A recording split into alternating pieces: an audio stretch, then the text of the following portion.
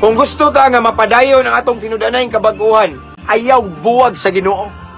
Amen? Ayaw buwag, perminti ta nakakonected ni Lord, ni Jesus nga mao ang atong punuan. Ayaw buwag yun, no? Ayaw distansya. Ayaw kang-a sa imong relasyon sa Ginoo. Basta dili ka mo kang-a, magpadayon na imong kabag-uhan. Magpadayon ka nga nabag-o nga makita si Kristo. Apan kung magkumpiyansa ta, brad, mga igsoon, mo kang-a ta, mo disconnect. Ang meaning aning disconnected na putol ta. Amen. Once mo kang-a ta, mo distansya ta, mo sugot mo sa dili igsoon, mo balik gin mo sa kaniadto. Matingala ka igsoon nga ganahan na ka mo suyo og syabo, lami naman rin nangita naman ko atong tamaa. No lami na ihubog-hubog, lami na marijuana. No lami na manghilabot og babae, dili nimo asawa, imo nang hilabtan naman. Mingbalik ka sa naanda nimo nga kinaiya, binuhatan, bisyo. Mibalik ka sa imong mga addiction nga naman. Ning disconnect man ka, once ang sanga mo disconnect sa punuan, di gyud na siya mamunga. Nga naman ning disconnect man siya. Mo na igsoon akong gi-encourage ninyo. Ayaw gyud itugot nga mukang atas tong pagpangalagad sa Ginoo. Kada adlaw igsoon hatag taghigayon ni Lord. Let it be in Jesus name I pray. Nga taliwala sa tong kabisi. Muhatag yung tawag time ni Lord, especially kanang early in the morning, the first part of the morning igsoon. Ihatag na to sa Ginoo. Magwan-unwan ta ni Lord. Makigistorya ta sa Ginoo igsoon. No, kay lisod ug mukhang ata mo balik jud ka, matinga ka. Hala, matintal naman kung ano, man, hindi man ko ingani. Natintal na ka, kay wala ka ning bunga. Ni kang naman ka. Ingon na balang kasulatan mga igsoon. Once mo disconnecta, mo undang atong bunga, apan kung magpabilin ta sa punuan, nga mao si Kristo. Magpabilin ta nga hingpit or laom or let's say, ang atong relasyon sa Ginoo nga grabe ka, hugot.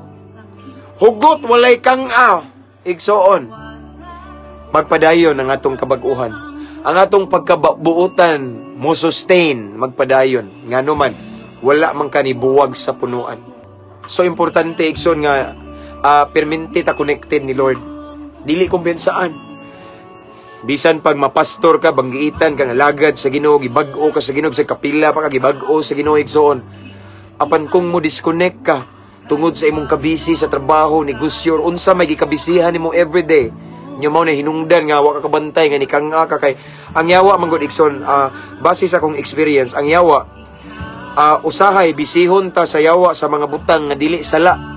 Dili siya sala apan nahurot atong panahon sa Ginoo. Dili siya sala apan wa na tay time pagbasag Biblia, pagampo og pagdaig sa Ginoo. Bantayana na igsoon. Satan is very wise. Di man igsoon si Lucifer, ang demonyong kibol, ang yawa. Usa sa sinaligan na sa Dios sa una. So dili siya kumpensaan. Pwede siya mahimong anghel sa kahayag. Kabalo siya sa imong weakness. Mga na ayaw kumpiyansa igsoon, ayaw kumpiyansa, ayaw jud kang ayaw kumpiyansa ng busy ra kay ka sa imong pag-eskwela, sa project, sa activity sa school, no? Busy ra ka sa imong negosyo, sa trabaho, kay maunay karon gigamit sa yawa ang atong kabisi. Dili siya sala man, kay of course para man sa panginabuhian nato, for us to survive ay kumpiyansa. Kaya kung nabantayan karon nowadays si Satan, ang yawa, diri siya mingtira sa bisi. Bisihon ta sa mga butang nga dili sala apan wa na tay panahon sa Ginoo. O kay balo ba mga igsoon, sa dihang wa na tay panahon sa Ginoo, dakong posibilidad nga mukang ata, mo distansya ta, malayo ta sa Ginoo. O kung malayo ta sa Ginoo igsoon, delikado, why?